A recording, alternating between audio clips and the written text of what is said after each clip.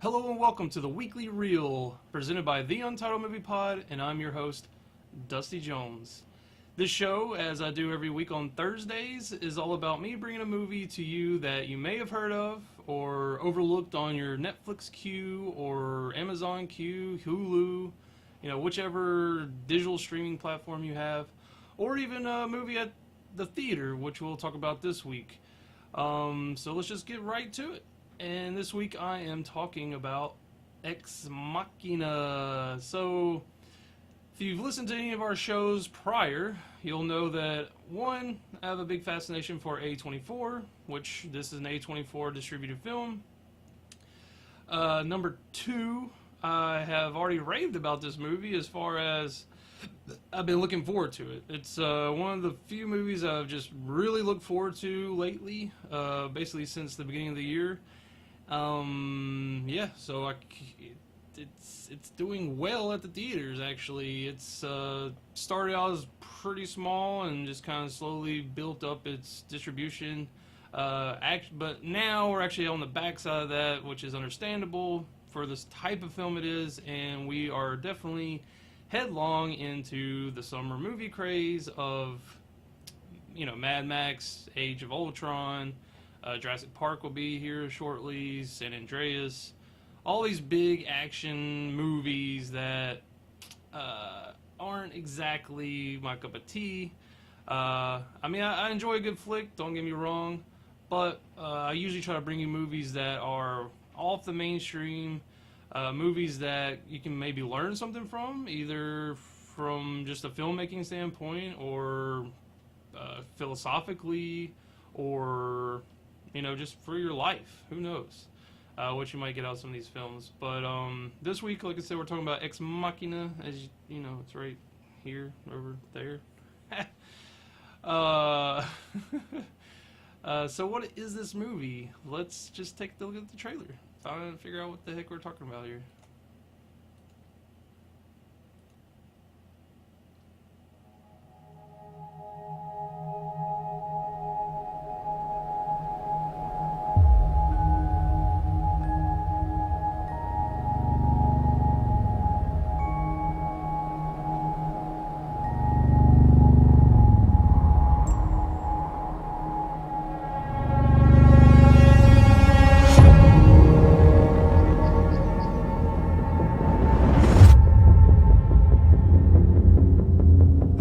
Few days, you're going to be the human component in the Turing test. One day the AIs are going to look back on us the same way we look at fossils.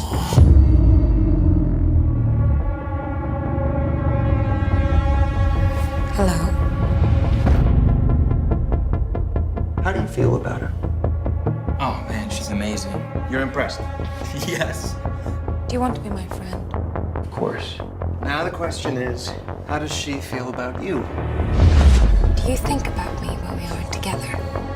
Did you give her sexuality as a diversion tactic? This is your insecurity talking. This is not your intellect. Did you know that I was brought here to test you? Does Ava actually like you? Or is she pretending to like you? Nathan isn't your friend. I'm wrong. Wrong about what? Everything. Do you want to be with me? Can we talk about the lies you've been spinning me? What lies? What lies? You have to help me. You have to help me. What will happen to me if I fail your test?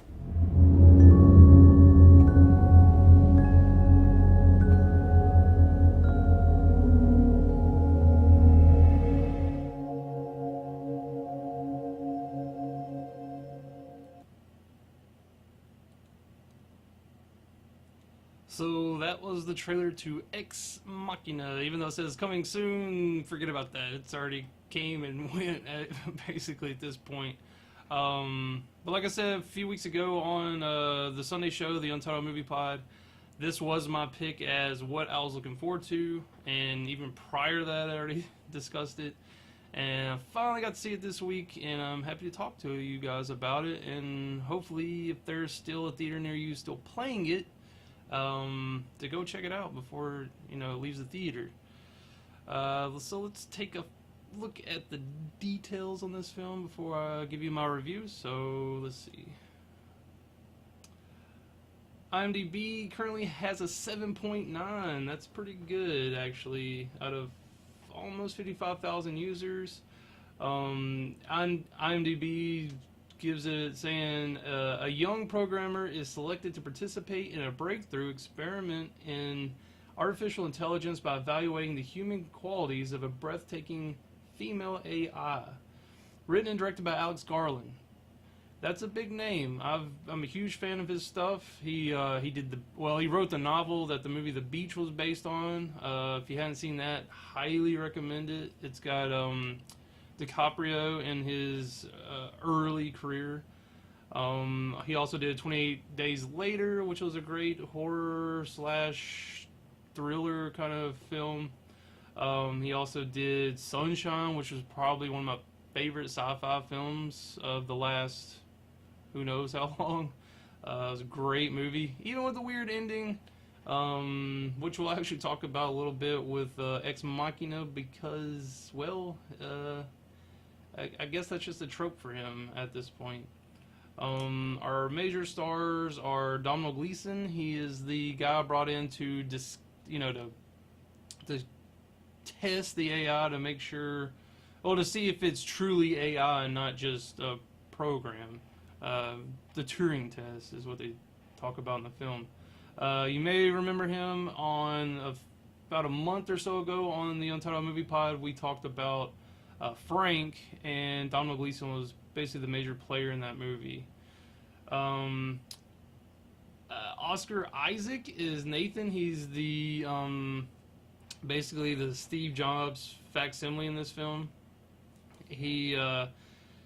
The only other big thing I know him from is a Most Violent Year, which is another A24 film. And actually seeing that film, I saw the trailer for this film, and that's what got me in the know to check this film out. And he was freaking fantastic in that movie. If you haven't seen it, check it out. It's not for everyone. It's a very slow burn kind of movie, but it's basically a guy trying to live... well, he's trying to run a business in one of the most corrupt businesses out there, and he's trying to do it the right way. And of course, not only are his rivals and competitors and everything trying to break him down, but also his own family kind of tear his hole in the whole thing. And then our other major player would be Alicia Vikander. She plays Ava. I'm not hugely familiar with her work. She just has kind of this, I just don't know her. They've listed her for Anna Karenina, which is, Domhnall Gleeson is also listed in that, so I'm really interested in checking that out at this point. She was in Seventh Son earlier this year. Was that earlier this year or late last year? That doesn't matter, it was a terrible movie.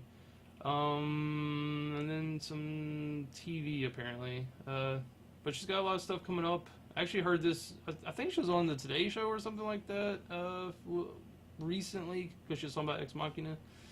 And because she's got all this stuff coming out this year: The Circle, Tulip Fever, The Light Between Oceans, The Man from U.N.C.L.E., Adam Jones, The Danish Girl. So she's definitely really busy, and she's going to be gracing your screens quite a bit going forward. So let's get to the nitty gritty. So Ex Machina. The film, just to kind of give it a better understanding than what the IMDb gives you, basically this guy wins a contest to go to the... So basically just imagine it as Apple, okay? Imagine Steve Jobs puts out a sweepstakes that you can win a trip to his cottage or think tank or whatever you want to call it, and get a glimpse at what he's working on. So basically, think about like back in the days of iPod or iPad or iPhone, any of that stuff. Before it was launched, what if you could win a sweepstakes to go check this stuff out before anybody else knows anything about it? And that's how the movie's set up. Even though it doesn't really give you I mean, they tell you this stuff later, but at the opening shots of the film are very strange. They're in an office. Domhnall Gleeson's sitting at a desk. He gets a text like something about awesome. You get a trip or something, and then there's also this weird visual thing going on. I guess it's supposed to simulate that it's a surreal experience for this guy to win that. Which, if you had the opportunity, like I just explained to you, yeah, that'd be pretty rad, right? Even if you're not the biggest Apple fan or anything, it's hard not to recognize or respect how big those devices and stuff have been, and to be able to see that before anybody else sees it is pretty awesome. So he wins the trip. He goes and he's helicoptered into basically the middle of nowhere in a forest of some sort, a woodlands area. And then there's this house that you could barely even see. It just looks like just some steel or whatever kind of pushed up somewhere in the woods. But it turns out to be basically a subterranean dwelling that's super secure, high security. It's basically just a house with a lab and several rooms and whatnot, and it's all glass. And as you can see in the trailer, that look is throughout the entire film. It's very stark. It's very modern looking, which is interesting because you fly into the jungle only to be sent into the future, basically, with this house and all the stuff that's going on in there. So he gets there and he's talking to the guy. Like I said, Oscar Isaac is playing the Steve Jobs facsimile, Nathan, and their conversation is interesting. Which, I mean, the whole movie is based on conversations. There's not hardly any action except for the very end. It's all about just thinking about these themes of AI and what does it mean, what makes a person, what makes a computer human-like. And so all these conversations between these two guys, and then Domhnall Gleeson's character, his conversation with Ava, which that's the whole reason he's there. He's there to basically rule on whether or not this is a believable AI. So from the very beginning, there's a lot of it's like, can you trust Nathan? Can you trust Ava? I mean, Ava is a machine. Who knows what she's been programmed to do? Who knows, if she's really thinking on her own, or if she's just being just running through a certain process. There's tension built very early because Nathan, honestly, is a weird cat. I mean, he doesn't. He may, and this could be. I mean, if you've ever read like the Steve Jobs biography or anything like that, I mean, yeah, on stage he's this excited, exuberant guy but I mean, he's selling. I mean, that's the whole point of those presentations. But behind closed doors, I mean, he could be tyrannical in a way, but he got results, and it's, his style, given the right people, is what's made the history of the last 10 years, or 15 years at this point, I guess. And that's kind of how Nathan is. I mean, he knows what he wants, he knows how to get it, and he knows how to manipulate, he knows how to get things done, like I said. But very early on, you get this really weird vibe from him. So you're already kind of questioning him, and then very early in the discussions between Domhnall Gleeson's character and Ava, she flat out tells him, hey, you can't trust Nathan, because who knows, don't trust him. There's things that he's done that you don't know about, that he's not being honest about. But as the movie goes on, we figure out that no one can really be trusted. Everybody has their own agenda, which That's just a microcosm of life, right? I mean, I don't want to go so far as to say you can't trust anybody, but unfortunately, that tends to be the case. I mean, you have to be able to take care of yourself, right? So this movie, from a cinematic, cinematographer's eye or so, it's very, like I said, it's very stark, modern, black on white. There's not a lot of color to this film except for the very beginning. And yeah, so it feels sci-fi, even though framed you're in a box in the middle of the woods. You'll think it's super not sci-fi, but it just has the look and feel of a sci-fi film. And I forgot to mention, this is Alex Garland's directorial debut, moving from just being the writer, but also taking up the reins of the whole film. And I think he did a really good job with this film.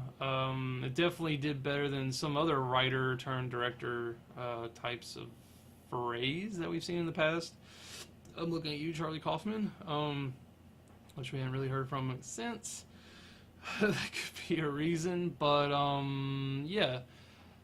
So, but there's a lot of interesting shots. There's a lot of things behind things. A lot of times he's trying, which can go a little far. I mean, there's a reason we shoot things a certain way, and young directors or new directors like to change things up. Sometimes you can change it a little too much, but I think there's a decent blend here.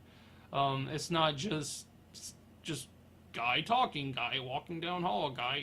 There's these long shots that you see him through the glass, because the whole house is made of some sort of crazy glass, and it can be frosted or completely clear, whatnot. So that on that side, it's pretty good. It's not game changing or completely different or anything like that, but it's good. It's not boring. It's not over the top. It's got a nice middle ground. The score, can't really talk about that much. It's I didn't really notice it that much, quite frankly, and I'm a huge score person. So yeah, I don't know what to say about that. But that's fine, because really the score of the movie is the dialogue. I mean, this movie is all, like I said, all about conversations, and all the tension and drama is built through these conversations and these interpersonal relationships. So that's kind of the score of the film, I think, in a way. The art direction is pretty cool. Ava's suit, or just biomechanical form, is really cool and interesting.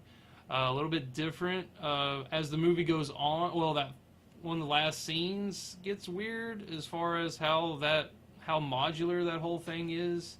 Kind of hard to believe. A lot of the engineering aspects of this film are very out there, different, way ahead of its time. I don't think it's as based in current technology as I would like it to be. And yeah, so that's interesting. But the way they explain how she has this very apt and expanded mind through the internet and all that kind of stuff, the Internet of Things, as they're calling it these days, is interesting. So, but overall, I did like the film. I wasn't blown away by it. I think this is a movie I'd like to watch several times, just to kind of break it down even more. It's like Most Violent Year. It's slow to a degree. I mean, it picks up towards the end, and there's like boom, boom, boom, boom, which is kind of how Alex Garland's stuff tends to be. I mean, you have this long setup, you get steeped into this world and these characters, and as soon as you kind of feel comfortable with the whole thing, that's when everything goes to hell. And yeah, so it has the same kind of beats and the same kind of arc and trajectory as his other stuff. So if you've seen his other stuff, you'll completely understand what I'm talking about. And so I recommend this movie to, if you thought the AI was interesting in Age of Ultron. I hate to say it, but this movie looks at it from a way more interesting, more thought out point of view, but it's basically the same themes. Yeah, so I recommend it if you're interested in AI or tech, or if you're an Alex Garland fan or an A24 fan, as I am. Check it out. I recommend it. Like I said, if it's playing in a theater near you, if you're in the Jackson, Mississippi area, I'm being very specific right now. The last theater that is still playing it is the North Park Mall, so go check it out. This will probably be its last day, more than likely. Yeah, so check it out. So let's do this little wrap up right here. If you like the show and you like our other stuff, head over to www.theuntitledmoviepod.com. There you can keep up to date with the new shows, when stuff comes out. You can RSS to the stuff, download it, or just stream it straight from there. Also, if you have any movie suggestions or comments, feedback on this show or the other shows, send that to us at theuntitledmoviepod@gmail.com. If you want to help us out, go over to facebook.com/theuntitledmoviepod and like the page, and please, please, please share the page to your friends. And also, when we do releases and stuff, we desperately would like you to share that out with your friends, so we can get more people talking. And finally, if you want to help us out in a financial way, head over to www.patreon.com/theuntitledmoviepod. There, if you donate at least $5 to us, we will give you a shout out on one of the shows, and you can tell us which one, whether it be this show or JTWW or the big show on Sundays, the Untitled Movie Pod. That's the best way to do that. And I am Dusty, as it says right there. See it? See it? Gamer tag? Yeah. I'm Dusty Jones, and this is The Weekly Reel, and I'll see you guys next week. Have fun.